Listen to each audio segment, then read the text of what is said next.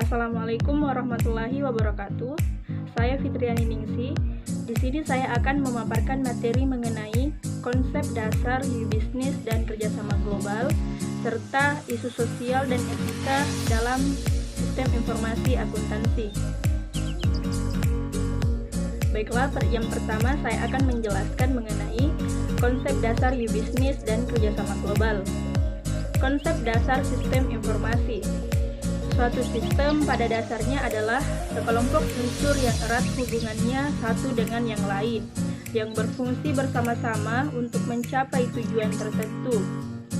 Secara umum, informasi dapat didefinisikan sebagai hasil dari pengolahan data dalam suatu bentuk yang lebih berguna dan lebih berarti bagi penerimanya, yang menggambarkan suatu kejadian-kejadian yang nyata yang digunakan untuk pengambilan keputusan.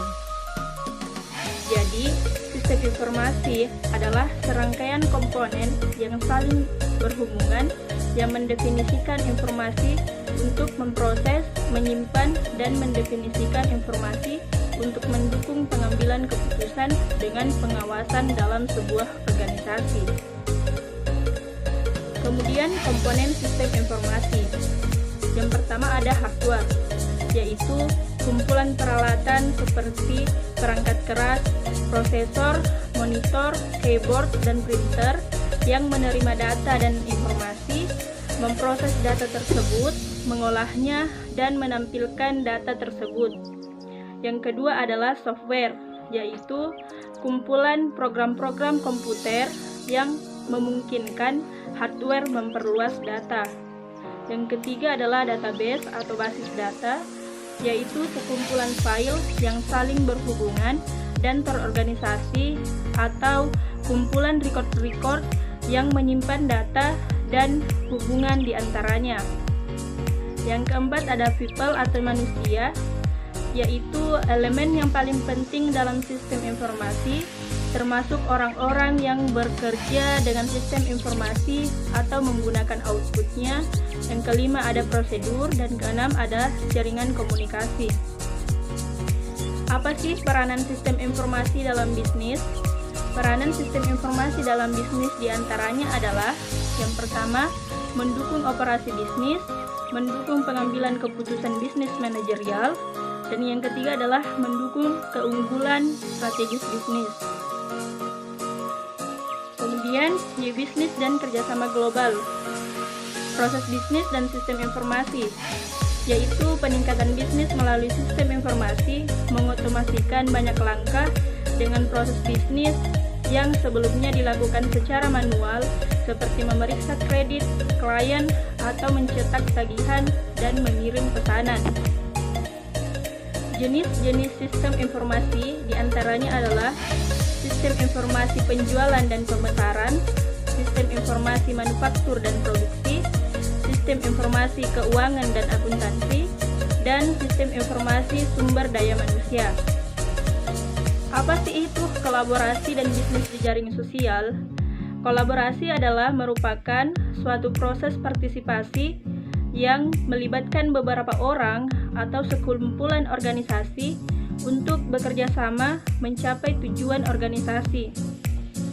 Sedangkan bisnis jejaring sosial adalah bagaimana menjual barang atau jasa kepada pembeli atau konsumen dengan menggunakan platform jejaring sosial seperti Facebook, YouTube, Instagram, dan media sosial lainnya yang terdapat dalam perusahaan untuk saling berhubungan dengan karyawan, pelanggan, dan pemasok.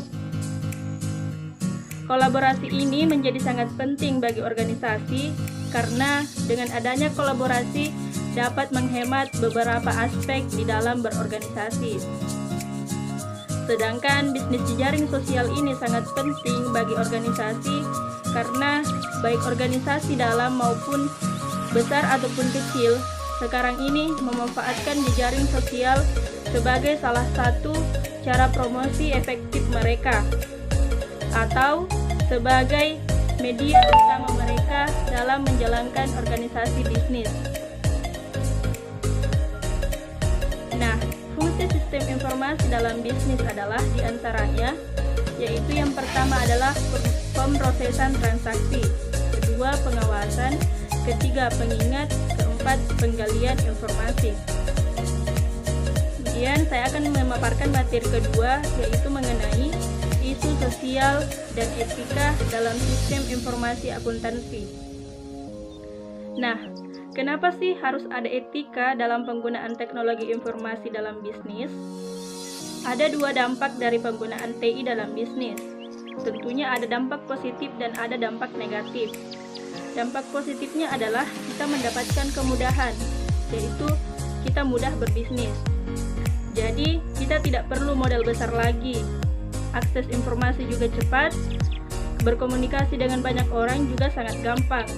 Tapi kemudian kemudahan ini menghadirkan dampak negatif. Salah satunya adalah mudah berbuat curang dalam berbisnis. Misalnya, plagiat atau mengambil hak milik orang lain. Jadi, etika dalam hal ini berperan dalam menekan hal-hal negatif yang mungkin muncul dari penggunaan teknologi informasi dalam bisnis. Nah, caranya bagaimana sih? Jadi, caranya itu dirangkum dalam 5 dimensi moral. Dimensi moral yang pertama adalah hak dan kewajiban informasi. Sebagai gambaran, sekarang ini akses informasi sangat cepat, sangat gampang sekali mendapatkan informasi. Nah, di sini etika berperan memberikan kita pandangan tentang informasi apa sih yang bisa kita akses, karena jangan sampai informasi yang sebenarnya kita tidak memiliki hak untuk mengaksesnya, tapi kita tetap mengaksesnya. Kemudian kewajiban informasi, artinya adalah tidak semua informasi bisa kita serahkan atau kita infokan kepada orang lain. Karena ada orang-orang tertentu yang berhak dan kita memiliki kewajiban atas informasi tersebut karena kita yang menyampaikannya. Kemudian dimensi moral yang kedua adalah hak dan kewajiban terkait kepemilikan. Sebagai gambaran, misalnya saya menciptakan sebuah lagu. Nah, lagu saya ini ternyata disukai banyak orang. Saya biarkan mereka untuk mengaksesnya. Tapi di sini saya perlu jaminan agar orang lain tidak mengakui karya saya sebagai karyanya. Jadi di sini saya ada perlindungan hak cipta.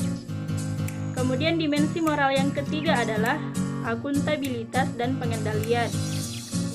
Sebagai gambaran misalnya, di sini saya merasa saya berhak memberi informasi. Nah, kewajiban saya terhadap informasi itu adalah saya harus yakin bahwa informasi yang saya sampaikan ini adalah akurat, tepat, benar, dan saya memang memiliki pengetahuan penuh terhadap informasi tersebut sebagai bentuk pertanggungjawaban saya. Kemudian dimensi moral yang keempat adalah kualitas sistem, yaitu berkaitan dengan kualitas data dan sistem yang menjamin kualitas informasi. Kemudian dimensi moral yang kelima adalah kualitas hidup, yaitu berkaitan dengan nilai yang harus dipertahankan dalam penggunaan teknologi.